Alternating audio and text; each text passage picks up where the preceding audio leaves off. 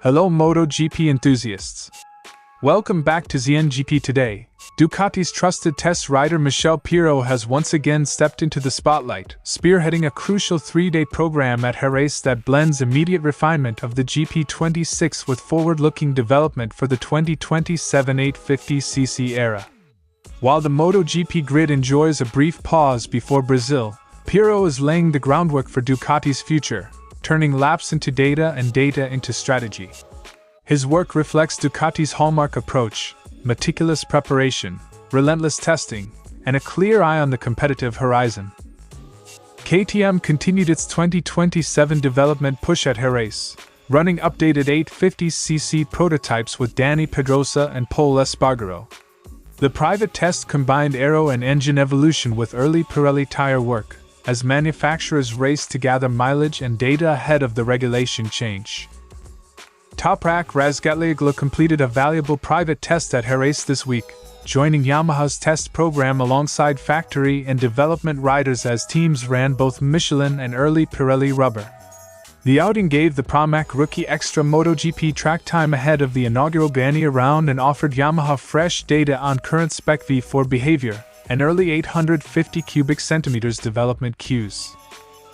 Pedro Acosta described his wheel-to-wheel fight with Márquez in the Buram sprint as the highlight of his young MotoGP career, likening the intensity and frequency of overtakes to his Moto3 days. The KTM rider enjoyed the battle despite the controversial finish and used the moment to underline his confidence and appetite for close racing. Don't forget to click subscribe button and the bell icon for MotoGP news update.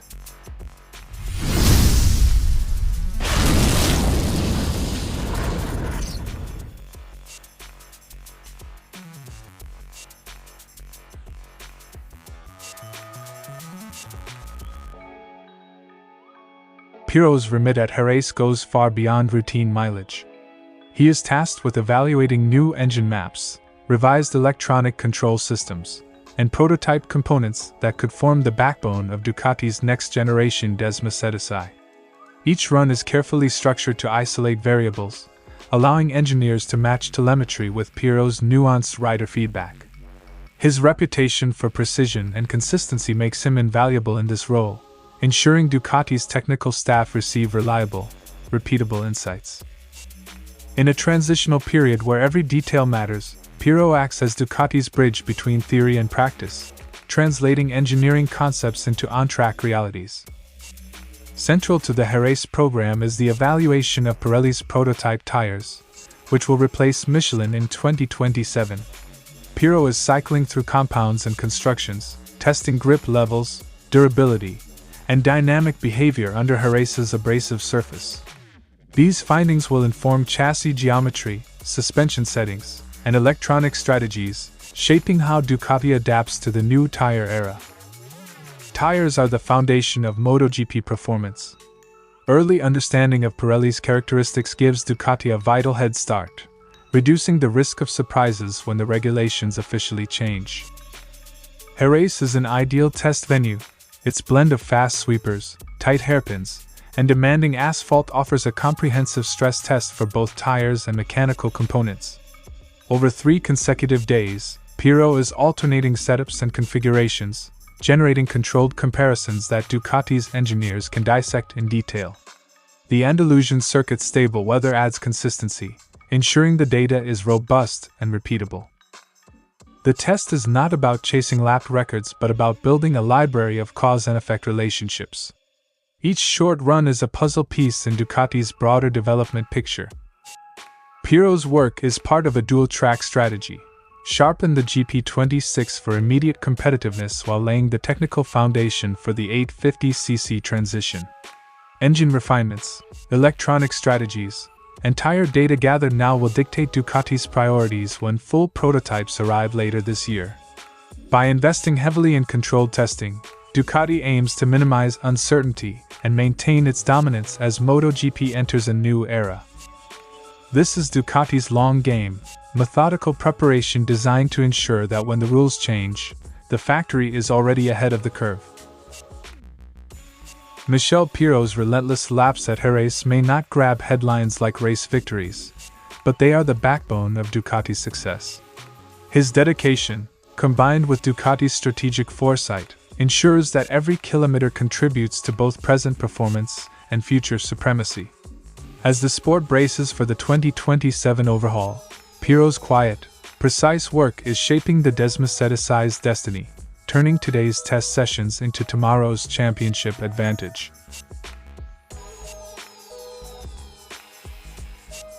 KTM deployed its test duo, former race winners Dani Pedrosa and Pol Espargaró, to evaluate an evolved 850cc RC16. The prototype, first seen at Jerez in December, has been refined with reduced aerodynamic appendages and updated engine mapping to reflect the incoming rules. Riders focused on handling, throttle response and chassis balance as the package sheds power but gains agility. Using experienced test riders accelerates development. Pedrosa's sensitivity and Espargaró's recent race experience provide complementary feedback for engineers. The test also included runs on Pirelli prototypes, the tire maker selected for MotoGP from 2027. Teams compared compounds and constructions to understand grip, degradation and how tire behavior interacts with the lighter 850cc machines. Aerodynamic reductions were visible on the KTM prototype, aligning with the sport's aim to limit extreme aero while preserving stability. Early tire and aero data are critical. They drive suspension choices, electronic strategies and rider setup, and will shape the direction of further prototype iterations. Brand advisor Heinz Kinnegatner emphasized the goal of accumulating kilometers quickly across varied tracks and conditions. KTM's approach is iterative: test, analyze telemetry and rider input, then refine. Jerez formed part of a wider program that included December shakedowns and further private sessions, with the aim of compressing learning before factory riders join full prototype runs. The methodical accumulation of data reduces risk and shortens the learning curve when full factory testing begins. Jerez hosted multiple manufacturers. Ducati, Aprilia and Yamaha were also present with their test riders, reflecting a concentrated development window. Pol Espargaró will remain involved at the next race in Brazil as a DAZN commentator, while off-track comments from him and Alix about discouraging their children from pro racing added a human, candid note to the week. The mix of technical work and personal perspective underscores how development and paddock life run in parallel during the season break. KTM's Jerez outing was another step in the sprint toward 2027. Refined aero, engine adjustments and early Pirelli evaluation underlined the factory's intent to be ready when the rules change. With Pedrosa and Espargaró providing targeted feedback, KTM aims to turn prototype kilometers into competitive advantage as the paddock prepares for the new era. Razgatlioglu used Yamaha's concession allowance to ride at Jerez, logging laps on an M1 alongside test riders from KTM, Aprilia and Ducati. The session was billed as a dual-tire program, and social posts from Razgatlioglu showed a V4 shod with Michelin compounds during parts of the day. For Razgatlioglu, the priority was familiarization, learning the bike's dynamics, building confidence on MotoGP machinery and providing race seat feedback that complements Yamaha's test rider data. For a rider transitioning from World SBK, every extra mile on a MotoGP machine accelerates adaptation. Jerez offered a controlled environment to compress that learning curve. The test standout feature was the presence of both Michelin and Pirelli rubber, allowing teams to compare feel and degradation directly.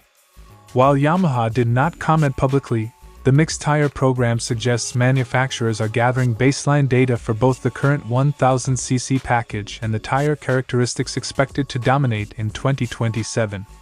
KTM, Ducati and Aprilia also used the window to run 850cc prototypes or prototype components, meaning Razgatlioglu's laps contributed to a broader dataset that spans present performance and future development. Early tire impressions will shape suspension, electronics, and setup choices as teams prepare for the switch to Pirelli and the 850cc era. Razgatlioglu finished his first MotoGP weekend in Thailand ahead of teammate Jack Miller, and used Jerez to sharpen racercraft and bike feedback ahead of Ghana. The Brazilian circuit is new to the grid, so rookies who have not accumulated MotoGP-specific track knowledge face a smaller experience gap. Razgatlioglu's extra track time reduces the disadvantage of being a newcomer, and should help him approach the first practice sessions with greater composure. For rookies, targeted private testing is as much about mental preparation and routine as it is about raw lap times. Jerez hosted a concentrated development window. KTM, Ducati, Aprilia and Yamaha all ran programs that blended current spec work with early 850cc and Pirelli evaluation. KTM's public 850cc runs in December, and Honda's Seppings shakedown underline how manufacturers are compressing prototype mileage ahead of official tests. Razgatlioglu will next ride the M1 in opening practice at Goiânia, where the data from Jerez will be put to immediate use. The Jerez test was a snapshot of a paddock balancing short-term competitiveness with long-term development priorities. Toprak Razgatlioglu's Jerez outing was a pragmatic step in his MotoGP education and a useful contribution to Yamaha's test program. With Michelin and Pirelli comparisons on the table and 850cc work progressing across factories, the data gathered in Andalusia will feed straight into race setups and prototype roadmaps as the championship moves to Brazil and the paddock accelerates toward 2027.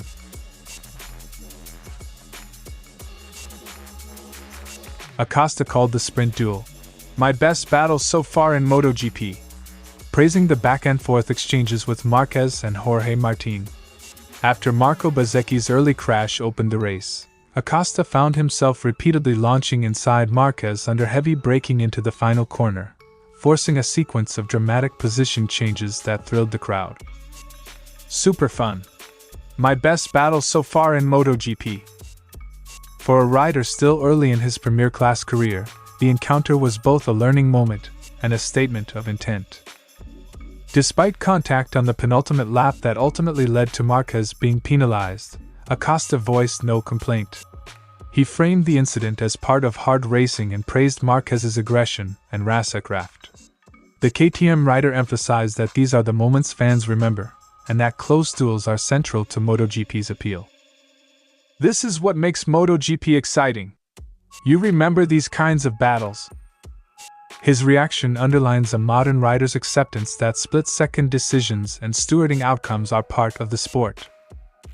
Acosta explicitly compared the sprint to his Moto3 days, where frequent overtakes and tight packs were the norm. He said the familiarity with constant position changes helped him stay composed and seize opportunities when they appeared. That background, he suggested, gives him an edge in chaotic, close-quarters racing. The comment highlights how junior class experience can translate into confidence and opportunism at the highest level.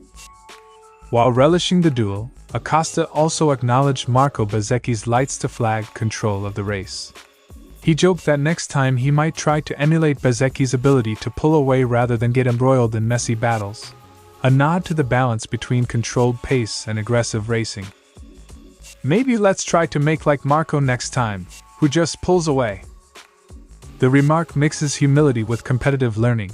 Acosta enjoys the fight but recognizes the value of clean, dominant race management. The result left Acosta leading the championship, a position he'll carry into the Brazilian round with a 7-point advantage over Bezzecchi. The sprint duel and the way he handled pressure against established champions will boost his confidence as the season moves to circuits that reward both raw speed and tactical nous. Early momentum matters in a long season. Acosta's blend of aggression and composure makes him a genuine title contender. Pedro Acosta's Buram sprint was a coming-of-age moment, a thrilling, Moto3-style duel that showcased his overtaking instincts and mental resilience. He celebrated the spectacle rather than the controversy, and with the championship lead in his pocket, the young KTM rider has signaled he's ready to mix fearless racing with the strategic growth required to sustain a title challenge.